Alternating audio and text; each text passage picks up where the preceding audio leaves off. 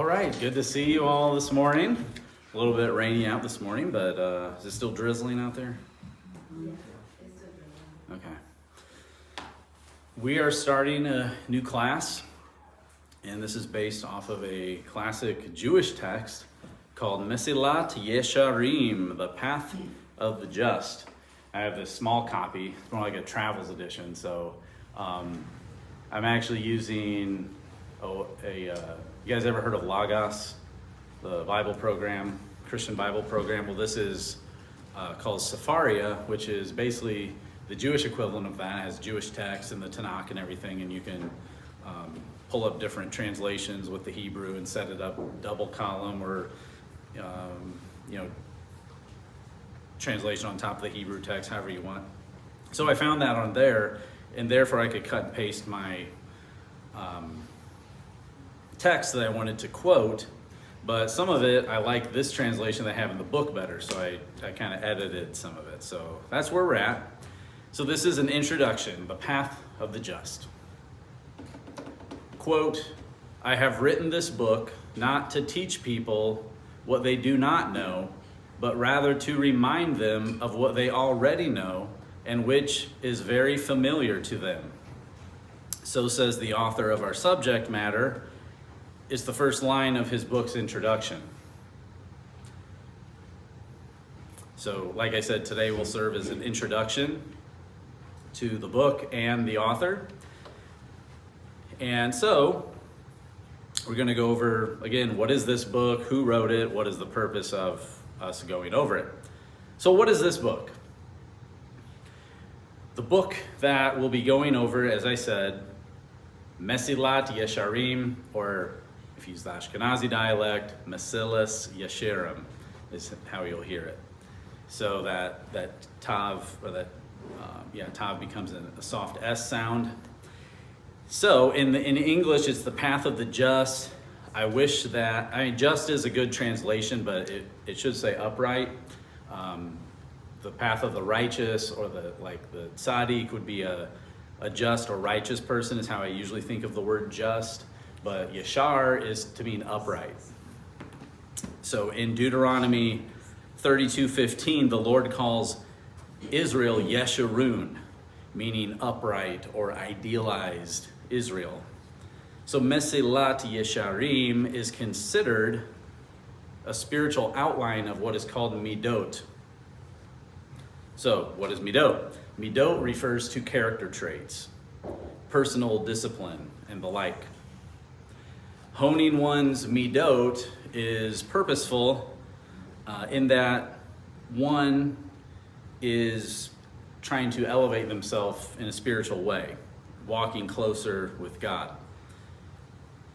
The book Mesilat Yesharim is what is called a Mussar text. Yeah, I know, what's Mussar? Mussar refers to Jewish ethical literature, and actually at one point it was a movement. I'm sure it still is. This book is one of the top guides in Jewish circles that aids in the various stages of character refinement based on its various stages and topics. So I know, what are the steps, what are the topics of the book? So to fully understand what topics that are going to be presented, I do want to explain just real quick what we can expect in this class. So starting next week. So each one of these topics will be a class, is what I'm getting at. So just a quick overview. The steps, first one is vigilance or watchfulness. In Hebrew, zehirut. Number 2 is alacrity or enthusiasm, zerizut. You kind of rhyme. Then we have number 3 is cleanliness or purifying, nehiyut. Then we have abstinence or minimizing overindulgence, pereshut. Fun stuff, right? Purity, referring to one's underlying intentions, tahara. We have number 6 is piety, going, as it says, going beyond the letter of the law, which piety is called chassidut, which some of you may be familiar with that term, is in Hasidic teachings, Hasidut. Humility or lowliness is anava. Number 8 is fear of sin, and that is acquiring it, yirat chet. And then the last one is holiness, or elevating oneself above the mundane, which in Hebrew is kedushah. So those are the 9 steps. I was telling Josh that I couldn't find the picture, but I've seen it somewhere in Israel. They had this stairway to like a library or something. On each step, it had these 9 steps going up. As one goes up, becomes more elevated. So, a quick biography. The author of Mesilat Yesharim, The Path of the Just, is Rabbi Moshe Chaim Luzzatto. He's also widely known by his acronym. Anyone know? The Ramchal. So Rabbi Moshe Chaim Luzzatto, Ramchal. You'll hear this a lot in Jewish texts like Rashi, Rabbi Shlomo Yitzchaki, a lot of different rabbis. It's easier to say their acronym, the Ramchal, than it is Rabbi Chaim Moshe Luzzatto. I will typically refer to him as the Ramchal or Rabbi Luzzatto. The Ramchal was born in Padua, Italy in 1707. He died in 1746 at the age of 39 years old. The Ramchal wrote his books in Hebrew, and his mastery of the language was so profound and lyrical, more on that momentarily, that he is considered the father of modern Hebrew literature, still today. So Mesilat Yesharim, The Path of the Just, is certainly his most well-known book, and it is a top book used in yeshiva Jewish studies today. Although he did write several more, he wrote a book called Derek Hashem, The Way of God. He wrote Da'at Tevunot, Knowing God's Plan, and Derek Tevunot, The Way of Understanding.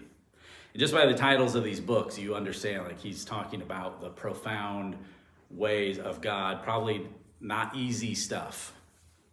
The Path of the Just was most likely published in Amsterdam in the year 1738. He would have been 30 or 31 years of age at the time that it was published.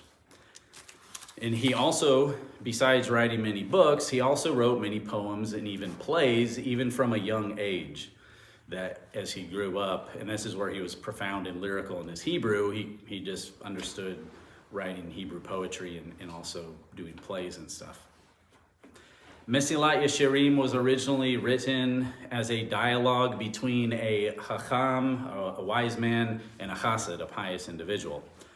So before publication, it was rearranged to be presented as one speaker, and that is the most common version of the book still today. And what I have here is a Hebrew on one side, English text on the other side.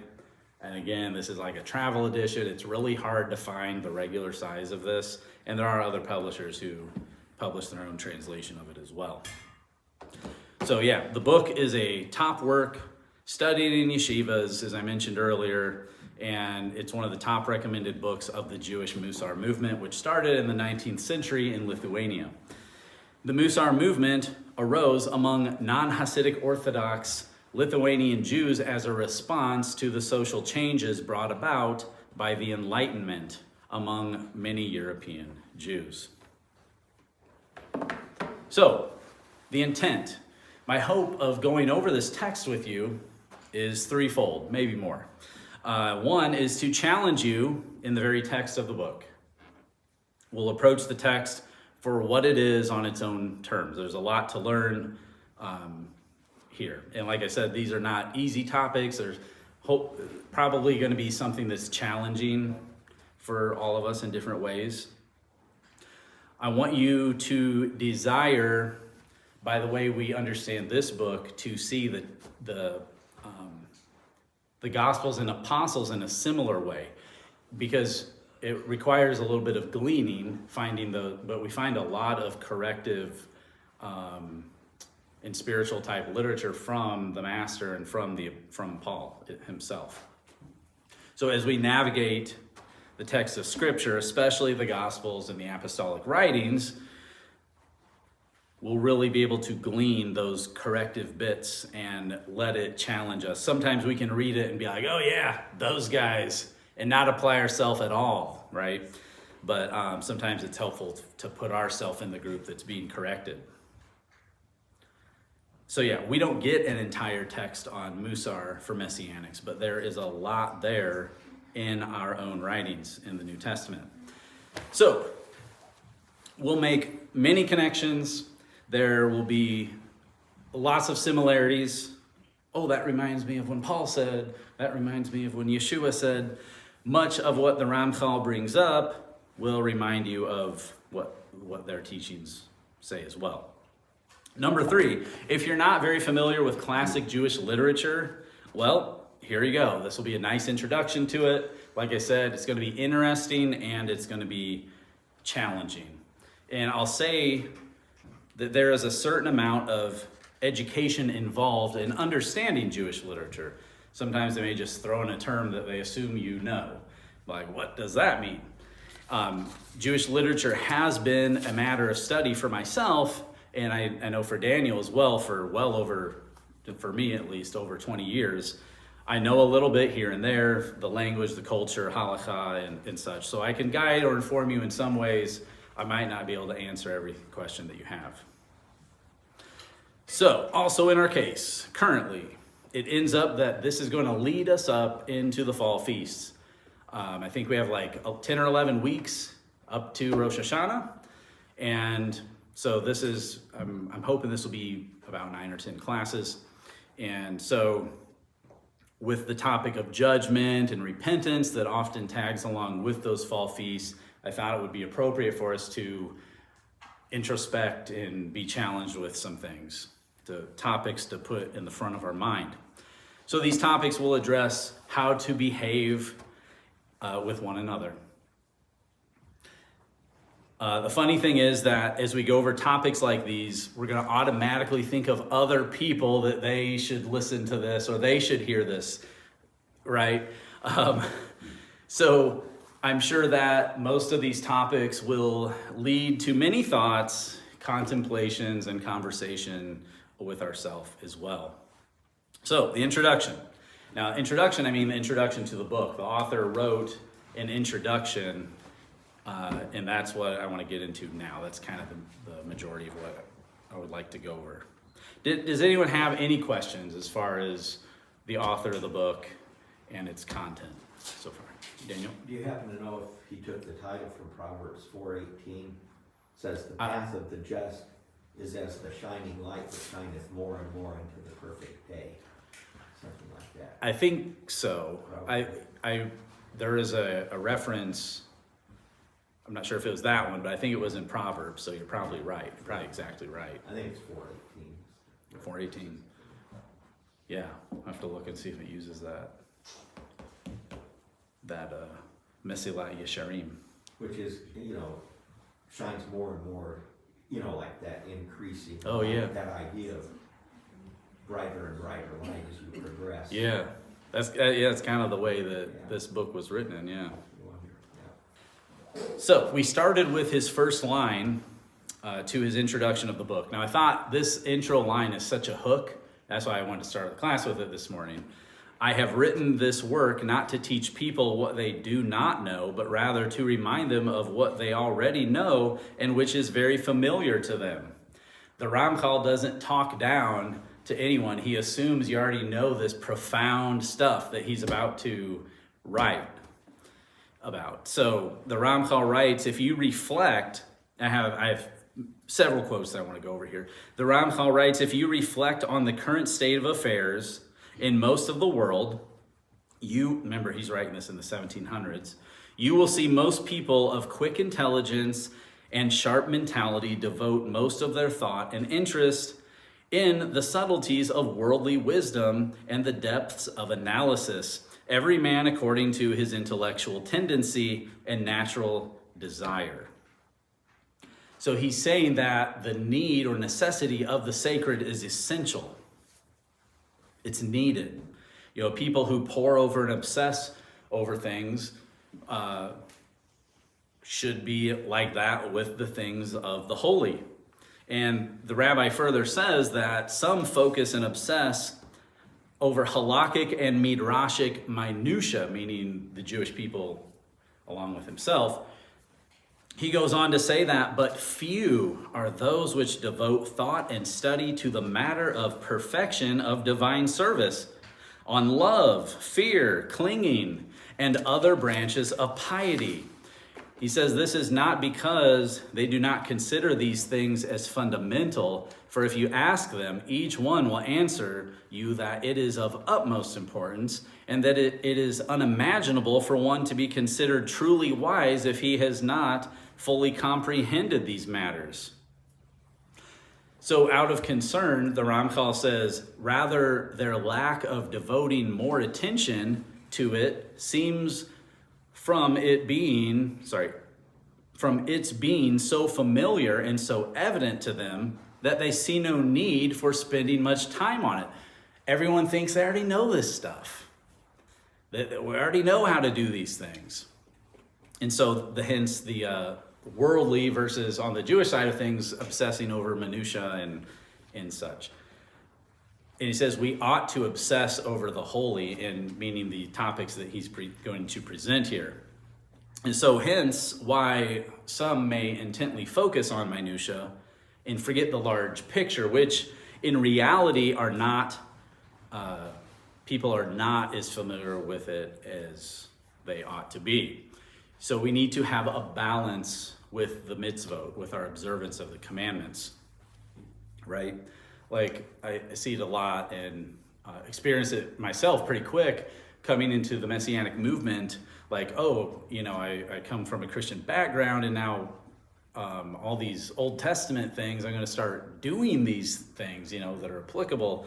And it can be like a matter of, I need to balance, because I can't just like reject all the stuff that I learned, about Jesus and Paul and everything. I need to balance this with the commandments, because there's a balancing act that's implied here. And that would be, then we can focus on the weighty and stuff. But first, it's easy to just obsess over the minutia and the little things like that. So he explains this concern. And the consequences of the situation are very detrimental, both for those who possess wisdom and those who do not. For it causes both types to lack true piety, thereby making it exceedingly rare to be found anywhere in the world.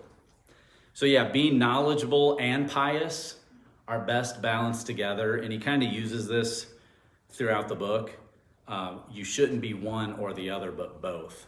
Pious, be full of wisdom means you have the knowledge, but being pious means you're zealous to go above and beyond, sort of thing. So in the intro, it is noted that, quote, since it is clear to every wise man the need for perfection of the divine service and the necessity for its purity and cleanliness, for without this it is certainly not acceptable at all, but rather it is repulsive and despised, since the Lord searches all hearts and discerns all the imaginations of the thoughts.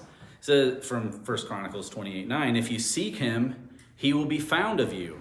But if you forsake him, he will cast you off forever. So he's just saying this is so important that we don't be cast off. It's not just about the minutia, and it's certainly not about just being obsessive in the world of worldly affairs. So if the Lord knows all and sees all, wouldn't you think that it is important to manage and keep your thoughts and actions aligned with the will of the Father? So the rabbi is hitting on some important notes here. What do we spend most of our time on? Are we out of balance with what we obsess over? And so he goes on, he says, what will we answer on the day of rebuke if we have been lax in this study and forsaken that which is so incumbent upon us as to be the main thing which the Lord our God requires of us? Yeah, he's like saying these topics are the most important things. Sure, some wisdom about keeping the commandments and some piety, but knowing, being aware of these things, again, which he claims everyone knows, but no one obsesses over them or tries to hone their walk with the Lord in this way. He says, it is conceivable for us to exert our minds and labor in logical inquiries which we are not obligated in sharp discourses bearing no fruit, in laws which are not relevant to us, and that which is so great a debt to our Creator. We abandon it to habit and surrender it to rote practice. Sorry, that was a question. And surrender it to rote practice. So he's trying to hit the hard stuff here. It's going to be getting on some people's nerves.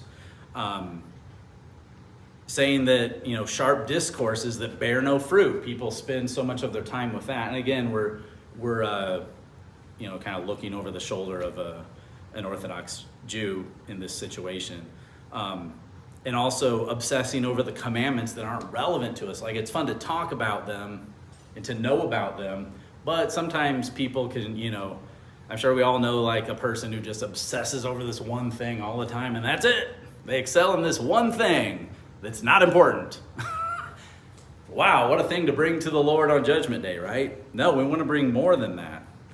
So likewise, he says, for the love of God, if we do not exert ourselves to anchor it in our heart through all the means which lead toward it, how will it exist within us?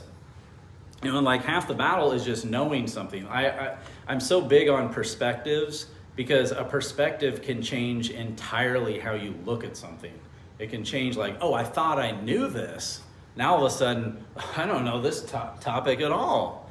We were talking about the narrative analogies and stuff. It's like, just when you think you know the Bible, wow, people. And so in that way, how he says to anchor these topics in our heart. He says, how will devotion and ardor for the Blessed One in his Torah enter into our souls if we do not direct ourselves toward his greatness and exaltedness, thereby internalizing it within our hearts, in our noggins? And he goes on to say, he says, how will we purify our thoughts if we don't exert ourselves to cleanse it from the imperfections instilled in them by physical nature? And what of all our character traits, who likewise are in need of so much reflection and correction?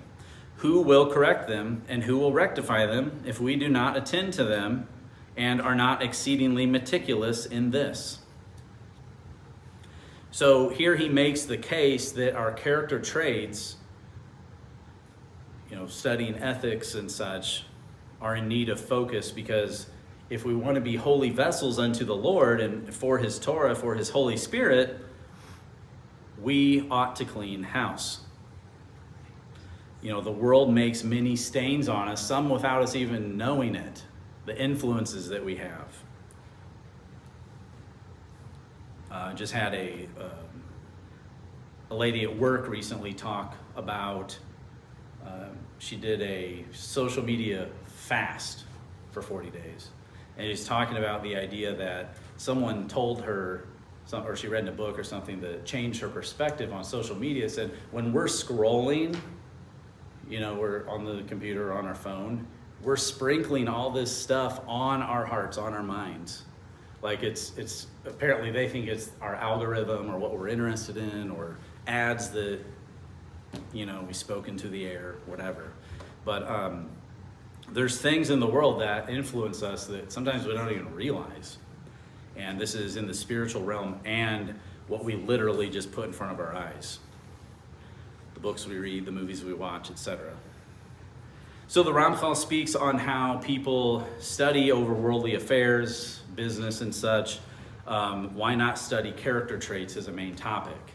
And the world, he says, might be a better place if we are all analyzing such topics, how different the world would be. And this is a quote I'll probably mention several times, but the founder of the Hasidic movement, the Baal Shem Tov, Rabbi Israel of Medzibuz, he said this quote that I like, where he says, the reason you find faults or imperfections in other people is because you bear a trace of it yourself. You're able to identify it. So when you can say, oh, look at the problem they have, or what they do, or what they say, it's because you recognize it. And so when you think of it like that, that's a different perspective when we talk about other people.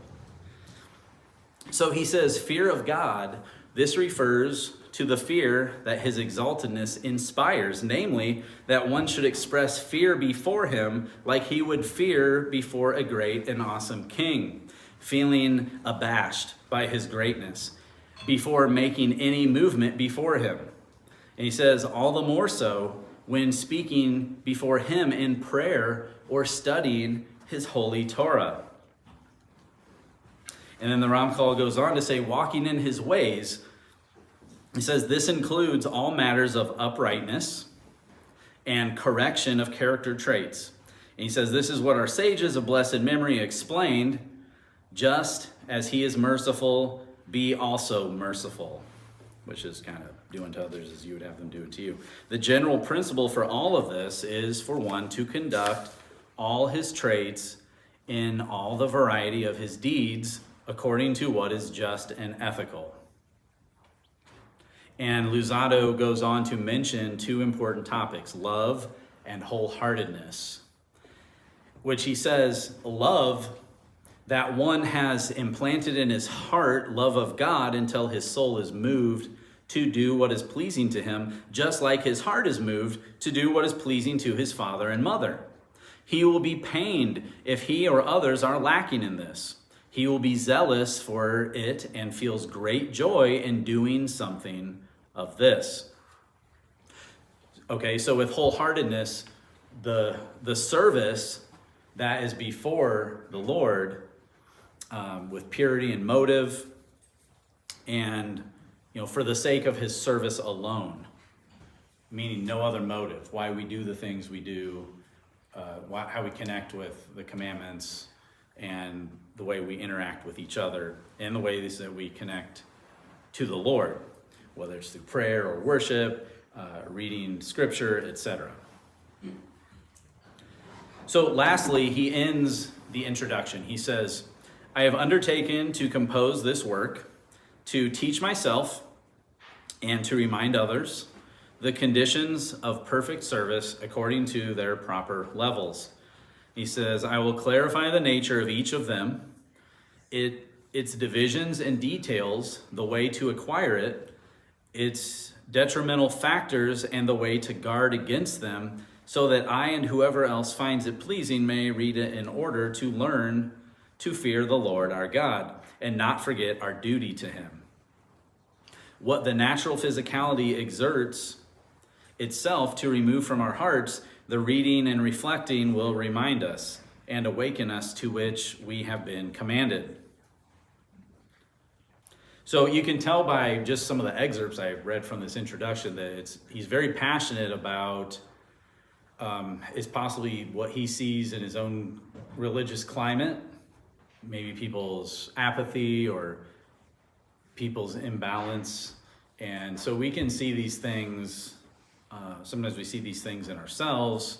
I find with myself anyway, that the older I get and the more mature I get in the sense of understanding my faults and weaknesses and those sort of things. And, when people aren't just out, murdering and committing adultery, like doing the big stuff, it's like, you can think, I'm such a good person, I'm doing such a service to God, but God expects more of those who are walking the righteous path, the path of the just. And so paying attention, we may learn some things about ourselves. And like the Apostle Paul talks about the Torah being a mirror that we look into, and there we see, what sin is and who God is, what he's like, but we also see ourselves, where we fail and the things we care about, the things we don't care about. So, finally, he ends with two verses from the Tanakh in his introduction, which is Proverbs 3:26, says, may God be our trust and keep our feet from stumbling. And may there be fulfilled in us the request of the psalmist, beloved to his God, from Psalm 86:11. He says, teach me your ways, O God, I shall walk in your truth. Make one of my heart to fear your name. So again, this idea, again, keeping my feet from stumbling and walking in your truth, and to make my heart or my mind to fear, who God is and what he's like. And that is what the heart of this introduction was. A lot of times in a book, you don't always need to read the introduction or the preface. This has like translator notes and all the people who are involved with this. But this introduction, you kind of have to read because it's just going to set up what to expect in the book and such. So when we're going over Mussar texts, like ethical texts, and Middot, which is our character traits, I often find myself, for instance, looking at Matthew 23 differently, all the woes upon the Pharisees. As far as we see Yeshua being Pharisaic, he uses their Bible, he's in their synagogues, they're interacting with him. He's constantly concerned with correcting them more than any sect of Judaism. And with that, we see in Orthodox Judaism, there is also a set of woe upon us, the hypocritical Pharisees. It's like an honest self-assessment, which isn't a common thing to do with a lot of people in Christianity and Jewish practice. But if you count yourself among the Pharisees in those texts, you, instead of saying, like I mentioned earlier, like, oh, I'm glad I'm not those guys, instead of you put yourself in there, you go, wow, am I guilty of any of these things? Is he saying that to me? And it causes you to think more about yourself than other people. I once read a rabbi had like a devotional on the Torah portions. And in one of them, I don't remember what the portion was or whatever, he brought this topic up, that in our different stages of life, we have different concerns. Like, he says, when you're 20, all you care about is what other people think about you. You're growing up, your early teens, you're like, oh, where do I fit in the world? And what do people think of me? And how do I look? And all these things. By the time you're 30, you're stable. You probably have a good job, you have a family, all these different things. And he just keeps going up the line. By the time you're 50, people are asking you for instruction and, all these sort of things. And so it's just kind of an interesting way to look at life when we have a different perspective on things and how we fit in with the world. So I have a few things, Josh, that you could show. We have we'll go with this. This artist, Esti Ellis, is a woman who drew a comic, which she calls, remember Mussar, ethical text, she calls it Mussart. So it's this display. This is like a far away look at it. And she says that it's like basically using comics and quotes on the path of the just. He says, my project will explore themes of narrative structure and metaphor while also examining tensions between verbal and visual representations of Jewish texts and belief systems. She says the resulting artifact will illustrate the incorporation of ethical texts into lived experiences and provide a commentary on the dynamics of Jewish learning itself. So, did you find anything closer than that, Josh? Closer up? I couldn't find anything. This is like the closest I could get. I was thinking maybe she did a book or something like that, but I think it's just this display at a museum somewhere, and apparently there's comics and the texts. I think there's some pictures of the text. They're like from maybe an original one or something like that. So it's supposed to be engaging in a way that's just different than reading it out of a book. And again, that's artist Esti Ellis. Okay, the picture of the original text, Josh. This is a first edition of the book in Hebrew. And again, it was published in Amsterdam in the year 1740. So yeah, first edition, and I think they had to put a new cover on it. Yeah, it's nicely written. In the description, it said the pages aren't even. and everything. So it's pretty old. Some years back, it sold at an auction for 23 grand for a first edition. The Ramchal was buried, I believe, in Israel. There's pictures online you can see of his tomb. It's kind of a structure. People do come and visit. Graves of rabbis and prominent Jewish figures are a thing that a lot of Orthodox Jews will go and read Psalms or do prayer requests and stuff like that. So yeah, that's pretty much what I wanted to go over for today. I was hoping there'd be a lot of artwork based on the text. I could find nothing other than what I mentioned earlier, that someone had done some artistic rendering of the different steps on the front of the stairs going to somewhere. It was years ago and I couldn't find it. I looked on Facebook, I just couldn't find anything. So yeah, the only thing you could find is just the cover of the various translations that were out there. This one's published by Feldheim. The Torah Classics Library.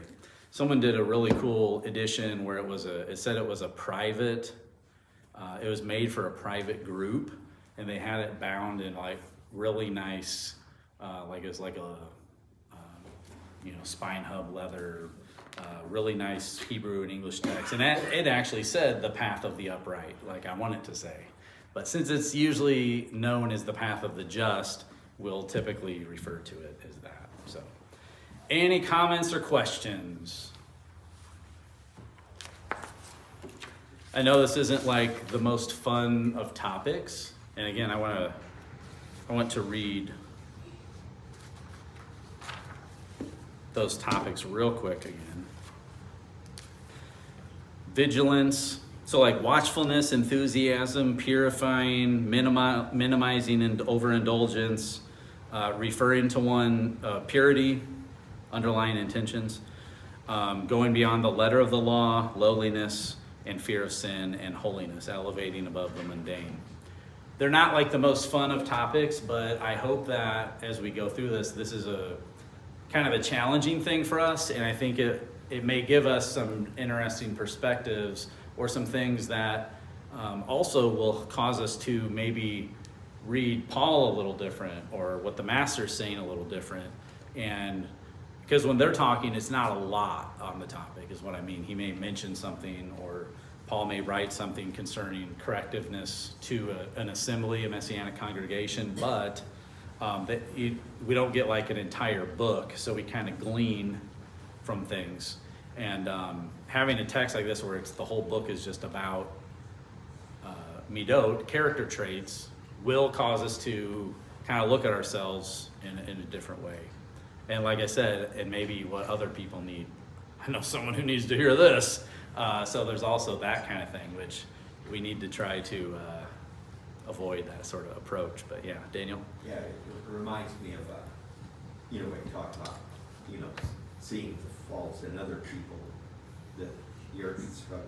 Right. I heard a joke about a preacher that he aimed one of his sermons at a specific woman, that he didn't name her in the sermon, but he was aiming at her, hoping that she would. And then afterwards, she said, "That was a good sermon, Pastor. I hope Sister so and so got the hint." Right.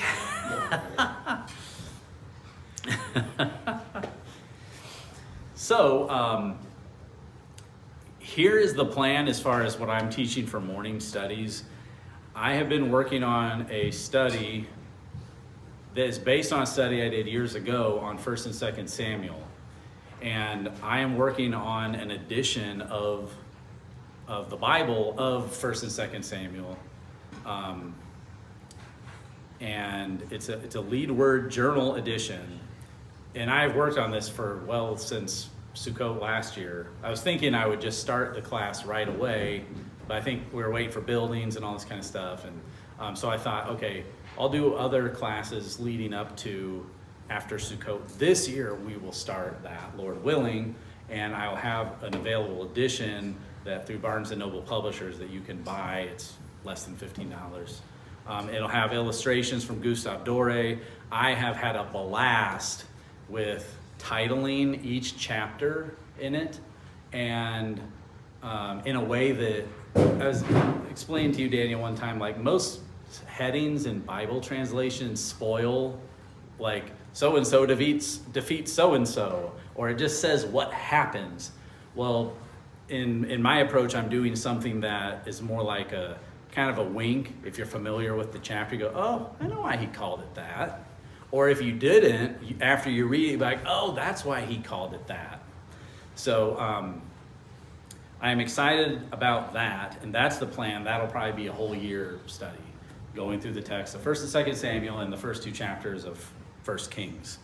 And it's going to be called The Rise and Fall of the House of David. Rise and Fall for short. And so that's what I wanted, something that'll give me 9 or 10 classes leading up to the feast, and then we'll take a break from any classes and then get back into it right after Sukkot. So that's the plan, and so we'll go from there. So class dismissed. I think, yeah, we'll get ready to start service here shortly.